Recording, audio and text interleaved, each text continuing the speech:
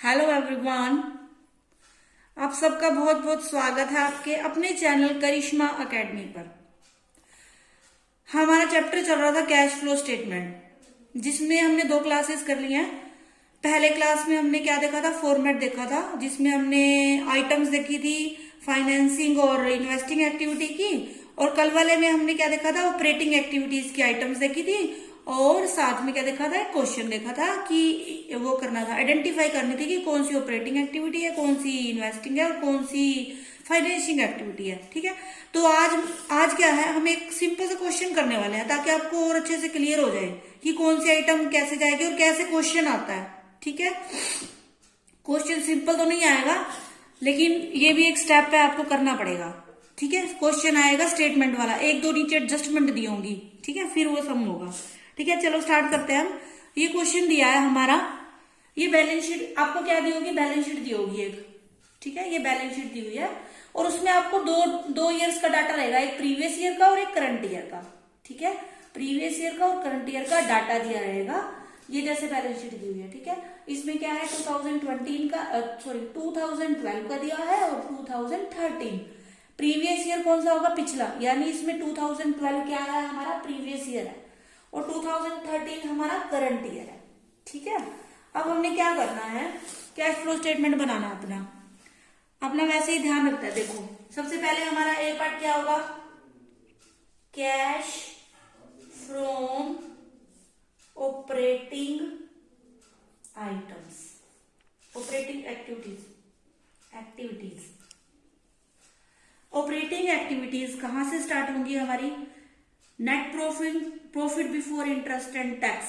इसमें तो कोई एडजस्टमेंट नहीं है, प्रॉफिट की भी एडजस्टमेंट दी होती है। ठीक है, उसके बाद क्या है, इसमें आ जाएगा आपका सारा जो, देखो 3 स्टेप है इसके अंदर। सबसे पहले हमें प्रॉफिट ले लिया, उसके अंदर हमने क्या करना है, जो नॉन कैश आइटम है या एक्स्ट्रा ऑर्डिनरी आइटम है उनका थोड़ा एडजस्टमेंट करना है। उसके बाद हमारा जो प्रॉफिट आएगा वो आएगा operating profit before working capital changes. उसके बाद हम उसके अंदर वर्किंग कैपिटल का चेंजेस का ऐड करेंगे या प्लस करेंगे। फिर हमारे पास आ जाएगा नेट कैश यूज्ड या फ्रॉम, सॉरी नेट नहीं आएगा, उसके इनकम टैक्स पेड करके आएगा हमारे पास नेट। ठीक है, उसके बाद हमारा सेकंड पार्ट है इसका इन्वेस्टिंग एक्टिविटीज का, उसके अंदर हम सारा फिक्स्ड एसेट से रिलेटेड देखते हैं। और थर्ड हमारा जो है फाइनेंसिंग का, उसमें हम शेयर और डिवेंचर का देखते हैं, या कोई लोन है कोई लॉन्ग टर्म वाला वो देखते हैं। ठीक है, अब स्टार्ट करते हैं। देखो सबसे पहले प्रॉफिट देखो, प्रॉफिट आपका दिया होगा रिजर्व एंड सरप्लस में। ठीक है, इसमें कोई वो नहीं है, तो यानी ये हमारा इस यहां से प्रॉफिट निकालेंगे। ठीक है, आपने क्या करना है, पहले प्रॉफिट देखना है। देखो लास्ट ईयर का है 75,000 और करंट ईयर का है 90,000, तो हमने ना तो 75,000 लिखना है और ना ही 90,000 लिखना है। हमने क्या करना है, दोनों का डिफरेंस लिखना है। ठीक है, सबसे पहले देखो ये कितना है 75 और ये कितना है 90। प्रॉफिट क्या हो रहा है, इंक्रीज हो रहा है। क्या हो रहा है, इंक्रीज हो रहा है।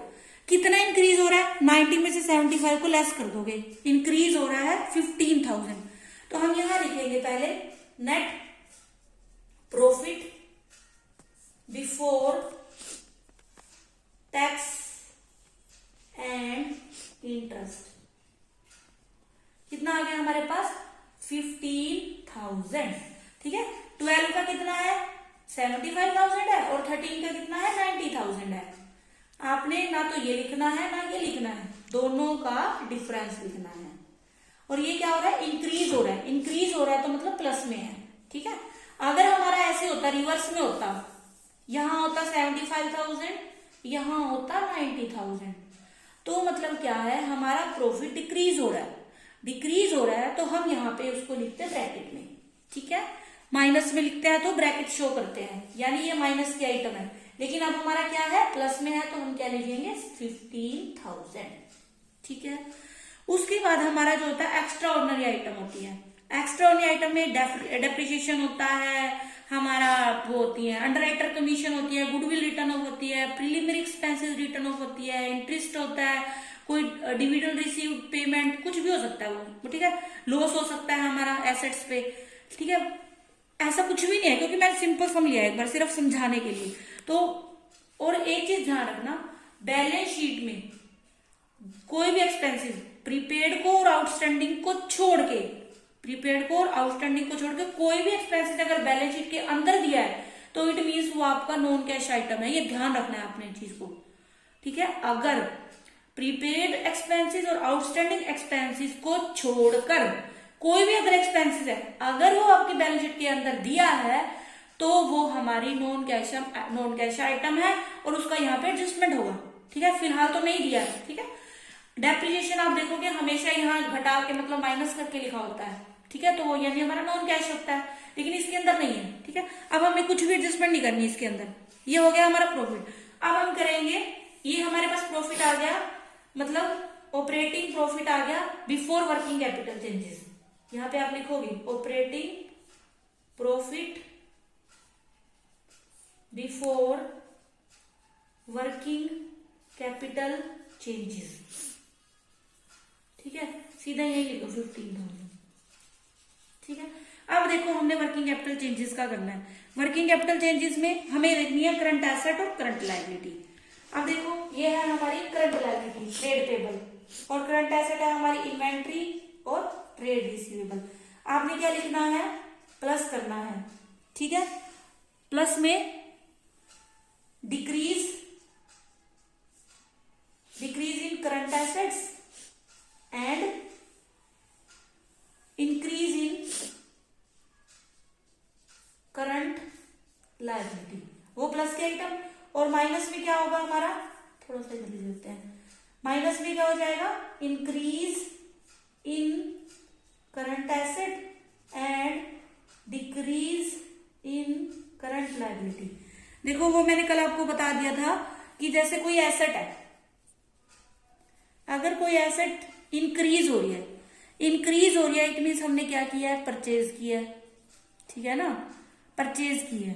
जैसे मान लो 12,000 हमारी थी 12 में, 13 में हो गई ये 15,000, मतलब हमने 3,000 की परचेज की है। अब परचेज किया तो हमारा कैश क्या हुआ होगा, खर्च हुआ होगा, यानी कैश हमारा क्या हुआ होगा, कम हुआ होगा, ठीक है। इंक्रीज हो रही है तो कैश हमारा क्या हुआ होगा, कम हुआ होगा। ये देखो मैंने यहाँ पे माइनस में लिखा है, ठीक है, माइनस होगा, इंक्रीज इन करंट एसेट।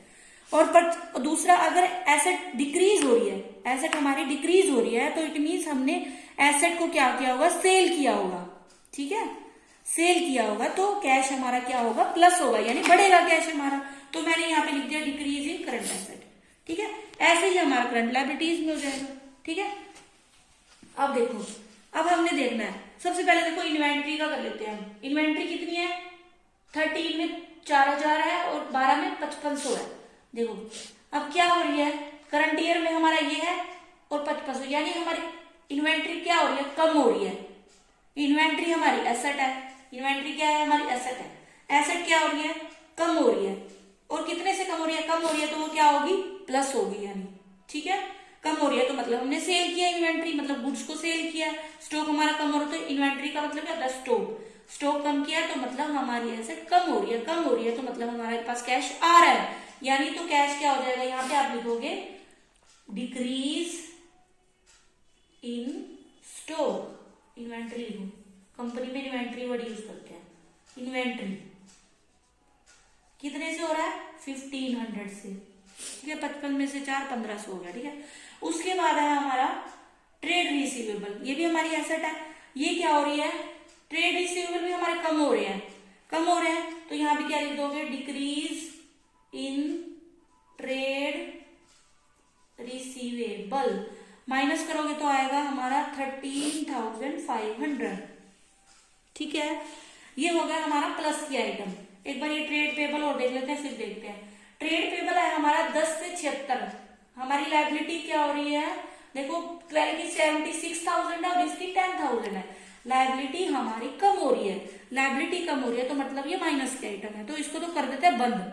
ये हमारा आ जाएगा 0 0 10 0 3 0 15,000 आ जाएगा, ठीक है। ये हमारा आ गया 15,000, ये भी प्लस का ही है, ठीक है। अब जो हमारी ट्रेड पेबल है वो देखो, डिक्रीज इन ट्रेड पेबल, ये कितने हो रहे हैं, देखो 76 में से 10 लेस करेंगे 66,000 हमारे माइनस के है, क्योंकि ये माइनस के आइटम है, यहाँ लिखा हुआ है, तो ये 66,000 आपने इसको ब्रैकेट में शो करना है, ठीक है। अब इसका देखेंगे हम नेट इफेक्ट। देखो ये प्लस का है 30,000, और ये माइनस का है, तो हमारा क्या आएगा, net cash used in operating activities.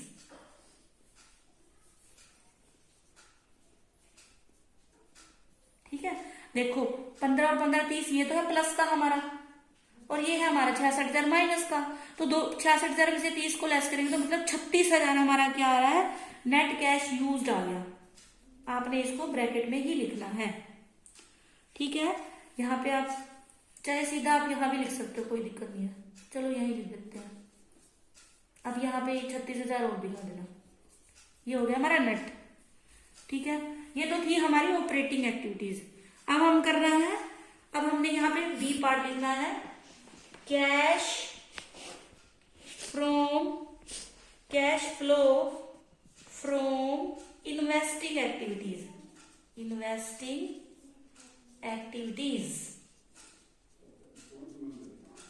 ठीक है, अब इसमें देखो हमारा क्या है, इसमें हमने क्या देखना है, जो हमारी फिक्स्ड एसेट है उसको देखना है। ठीक है, अब फिक्स्ड एसेट में देखो, फिक्स्ड एसेट हमारी है, ये लिखा है ना, टेंजिबल एसेट और नॉन करंट इन्वेस्टमेंट। थोड़ा ना मैंने इस बैलेंस शीट में सब हेडिंग नहीं डाली, वो आपको अच्छे से दी होगी, मैंने तो ऐसे ही बना दी एक बार। ठीक है, टेंजिबल एसेट और नॉन करंट इन्वेस्टमेंट। ठीक, अब देखो टेंजिबल एसेट क्या हो रही है, देखो 187, पिछले साल थी 140, 1,40,000, और अब है 1,87,500। तो हमारी क्या हो रही है, बढ़ रही है। ठीक है, बढ़ रही है तो इट मीन्स हमने परचेज की है। आपने देखना है बढ़ रही है या कम हो रही है। देखो ये है हमारी 13 की और ये है हमारी लास्ट ईयर की यानी 12 की। ठीक है, अब देखो क्या हो रहा है, बढ़ रहा है तो इट मीन्स हमने क्या किया, परचेज किया। अगर ये कम हो रही होती तो हमने सेल की होती। ठीक है, अब इसमें से डिफरेंस निकालो कितना है, 37,500 आ रहा है हमारा, सॉरी 4 आएगा, राइट में से बोल रहे हो। ठीक है, तो यानी हमारा क्या आ रहा है, आप यहाँ पे क्या लिखोगे, परचेज ऑफ टेंजिबल असेट्स कितनी, 40,000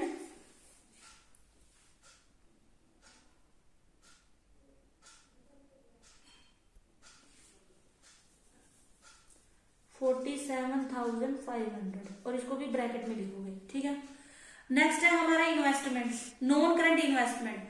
ये हमारा दिया है 13 का 1,05,500 और इसका दिया है 1,02,500। ये भी क्या हो रहा है, बढ़ रहा है ना, बढ़ रहा है तो इट मींस हमने परचेज किया है। परचेज किया तो क्या लिखोगे, purchase of non current investment. ठीक है, यहां पे आप इकट्ठा भी लिख सकते हो इसको, 3,000 आ गया हमारा ये। ठीक है, ये हो गई हमारी, ये भी देखो दोनों माइनस में है, तो आप क्या लिखोगे, cash used in investing activities. कितना आ गया, दोनों को प्लस कर दोगे, 50,500, ये भी माइनस में।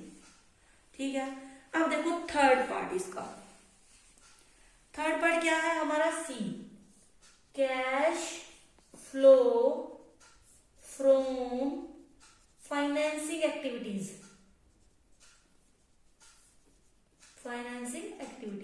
इसमें हमने क्या देखना है, या तो कोई लॉन्ग टर्म लोन होगा, या हमारे शेयर्स होंगे, या हमारे डिबेंचर्स होंगे, वो चीज देखनी है, या कोई इंटरेस्ट पेड दिया होगा, वो चीजें आ जाएंगी हमारी। ठीक है, अब देखो सबसे पहले सबसे ऊपर दिया शेयर कैपिटल। शेयर कैपिटल हमारा है 2 लाख और 1,50,000, सबसे ऊपर है शेयर कैपिटल। ठीक है, यहां देख लो शेयर कैपिटल क्या हो रही है, बढ़ रही है, इट मीन्स हमने क्या किया, इश्यू किया शेयर्स। अगर कम हो रहा होता तो मतलब रिडीम किए होते हम, इक्विटी को तो रिडीम नहीं करते हम।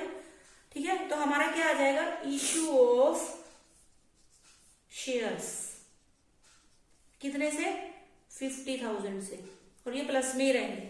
ठीक, और क्या है हमारे पास, लॉन्ग टर्म बोरोइंग्स है। लॉन्ग टर्म बोरोइंग्स यानी हमारा लॉन्ग टर्म लोन हो गया ये, तो ये हमारा दिया है 87,500, दोनों का ही। तो इट मीन इन दोनों में कोई चेंज नहीं हो रहा, ना तो ये हमने पे किया ना ही हमने इसको मतलब रेज किया है, नया लोन लिया है कोई, तो कोई चेंज नहीं है, तो मतलब हमने यहाँ पे इसको शो नहीं करना। ठीक है, ये था हमारा पहला तो ऑपरेटिंग, फिर उसके बाद ये बी उसका इन्वेस्टिंग का, और सी हमारा क्या हो जाएगा फाइनेंसिंग एक्टिविटी का। तो आप यहाँ पे क्या लिखोगे, कैश फ्रॉम फाइनेंसिंग एक्टिविटीज। ठीक है, 50,000। ठीक, अब देखो इन सब का नेट इफेक्ट देखना है हमने। देखो 3 आए हमारे पास, एक तो आया ये, एक आया ये, एक आया हमारे पास ये। ठीक है, ये दोनों को माइनस माइनस वाला इनको प्लस कर दो, कितना आएगा 50,500 में 36,000, 86,500 आ रहा है। और ये हमारा है प्लस में 50,000, इसको माइनस कर देंगे 005, 36,500 आ रहा है हमारा ये। ठीक है, हमारा जो नेट इफेक्ट आ रहा था वो कितना आ रहा था 36,500। तो हम यहाँ पे लिख देंगे 36,500 माइनस क्या आ रहा था, ठीक है ना, क्योंकि ये दोनों देखो माइनस के ज्यादा है और ये 50,000 हमने लेस किया। तो आप यहाँ क्या लिखोगे, नेट कैश, अब क्या हो रहा है, डिक्रीज हो रहा है, net decrease in cash and cash equivalent, ये आ गया। ठीक है, अब आपने देखना है ओपनिंग और क्लोजिंग बैलेंस इसका, वहां से हमारा टैली हो जाएगा सब। देखो ओपनिंग में कैश, देखो नीचे कितना है, मैं यही लिख देती हूँ। देखो कैश एंड कैश इक्विवेलेंट दिया आपको 68,500 और 84,000, ये आपको ऊपर दिया है क्वेश्चन के अंदर। ठीक है, ये हो गया हमारा 12 का और ये हो गया हमारा 13 का, सॉरी ये हमारा 12 का है और ये हमारा 13 का है। ठीक है, और इसके अंदर हमें ना मार्केटेबल सिक्योरिटी भी दी हुई है, तो वो कितनी दिया हमें 12,500 यहाँ की दिए हैं और 33,500 यहाँ की दी हुई है।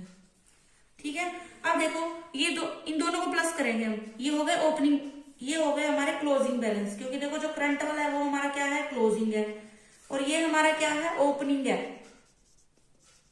दोनों को ऐड करेंगे, देखो 0,057 ये आ गया और इसका आया 81,000।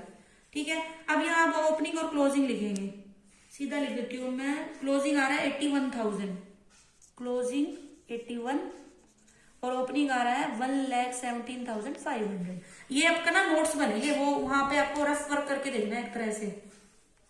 ठीक है, अब हम लिखेंगे यहाँ पे cash and cash equivalents in the beginning. कितना है हमारे पास 1,17,500, माइनस में है तो माइनस में लिखना है आपने। ठीक है, उसके बाद है हमारा cash and cash equivalent in the end. ठीक है, एंड में कितना आ रहा था हमारा 81,000। ठीक, अब इन दोनों को आप क्या करोगे, देखो दोनों का डिफरेंस इतना ही आएगा, चाहे करके देख लेना। ये देखो 1,17,500, 81,000, 0,056 और ये 3, ये हमारा आ गया, टैली हो गया। मतलब यहां से आप टैली भी कर सकते हो क्वेश्चन को, यानी जो आपका नेट इफेक्ट है पूरा तीनों एक्टिविटीज का, और जो हमारा ओपनिंग और क्लोजिंग का बैलेंस है ना वो हमारा इक्वल आना चाहिए। मतलब इतना डिफरेंस था, वो डिफरेंस कैसे आया, वो डिफरेंस इस वजह से आया सारा हमारा, कि कितना ऑपरेटिंग में चेंज हुआ, कितना हमारा इन्वेस्टिंग में हुआ और कितना हमारा क्लोजिंग उसमें हुआ, फाइनेंसिंग एक्टिविटीज में हुआ। ठीक है, ये हमारा क्या था सम था। ये माइनस में नहीं है, ये ध्यान रखना, बस यहां से निकलेगा माइनस में तो। ठीक है, ये हमारा क्लोजिंग था, ये हमारा ओपनिंग था, तो मतलब हमारा ओपनिंग वो था तो माइनस में आएगा, मतलब हमारा बैलेंस कम हुआ है। ठीक है ना, पहले ज्यादा था देखो ओपनिंग में, फिर हमारा कम हो गया, तो मतलब हमारा कम हो गया, यहाँ पे माइनस में शो करोगे। अगर ये ज्यादा होता तो अब प्लस में ही शो करते। ठीक है, ये हमारा एक सम था। आगे देखते हैं। वो ना वीडियो ज्यादा लंबी हो गया, बाकी ना हम कल देख लेंगे, ठीक है। तो आप मेरी वीडियोस को आई होप आपको अच्छे से समझ आया होगा, मैंने अपनी तरफ से पूरी कोशिश की है, और इतनी गारंटी है कि आपका कैश फ्लो स्टेटमेंट ना बहुत इजीली सोल्व हो जाएगा, ठीक है। बाकी हम कल करेंगे। मेरी वीडियोस को देखते रहें, लाइक करते रहें, शेयर करें और बेल आइकन को प्रेस कर लें। Thanks for watching.